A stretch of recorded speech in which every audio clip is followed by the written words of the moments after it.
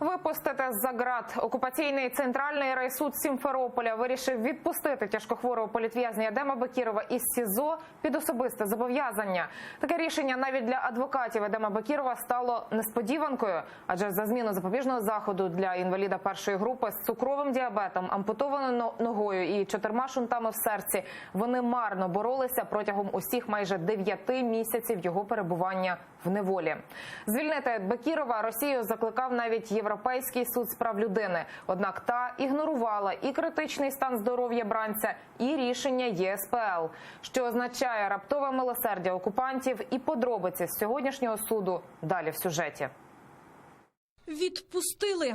Це одне слово у Фейсбук-дописі журналіста Антона Наумлюка про сьогоднішнє судилище у сфабрикованій справі проти Едема Бекірова спочатку дуже налякало його доньку Елеонору. Каже, повірити у те, що після 9 місяців знущань над її тяжкохворим батьком у камері Сімферопольського СІЗО окупанти таки зважили на критичний стан його здоров'я і випустили із СІЗО, було неймовірно складно. Я увидела, что Антон Наумлюк меня отметил в публикации.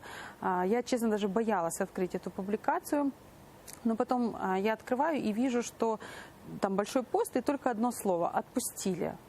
В этот момент я не знала, мне не хватало воздуха, я не знала, что мне делать. То есть это эмоциональное такое состояние, которое невозможно передать. То, что в этот момент я испытывала, конечно, это была безграничная радость. Він схуд на 17 кілограмів за 258 днів у російській неволі, розповідає донька Едема Бекірова Елеонора. Ще до арешту її батько майже 20 років щодня боровся за життя. Цукровий діабет, ампутація ноги, потім надскладна операція на серці, 1,5 десятки медикаментів на добу. Кожен день у нелюдських умовах Сімферопольського СІЗО і кожне наступне засідання у так званих кримських судах лише погіршувало стан здоров'я батька. Із сьогоднішнього слухання родина політв'язня Едема Бекірова хороших новин не чекала. Сегодня мне позвонила родная сестра утром, сказала, что заседание суда открытое, но никого не пускают.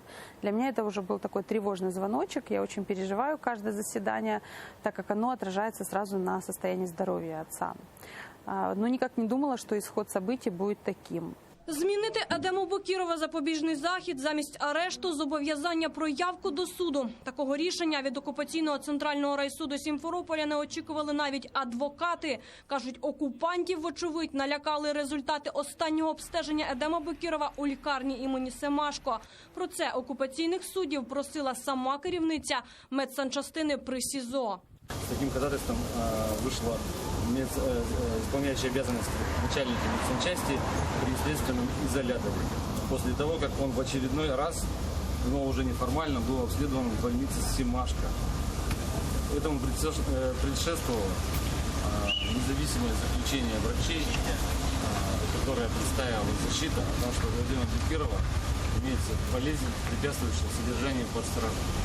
Наконец, врачи прислушались к нам после реального и тщательного обследования.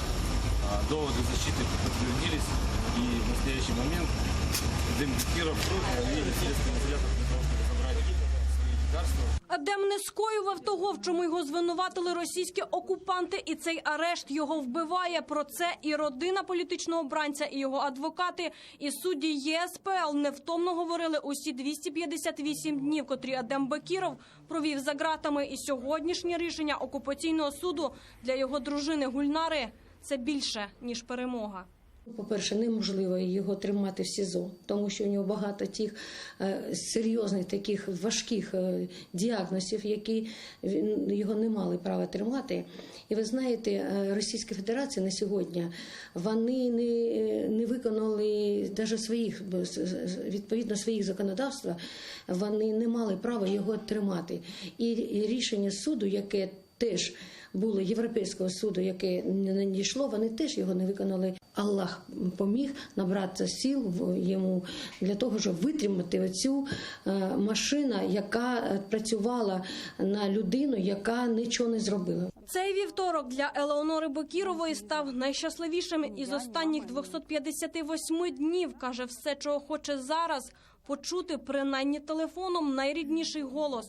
Голос свого тата, який не чула довгих 9 місяців. Сегодня действительно самый лучший день. Сегодня самое лучшее утро. Для меня это второе мое день рождения. Тетяна Солій, Алі Карімов, Заман, АТР.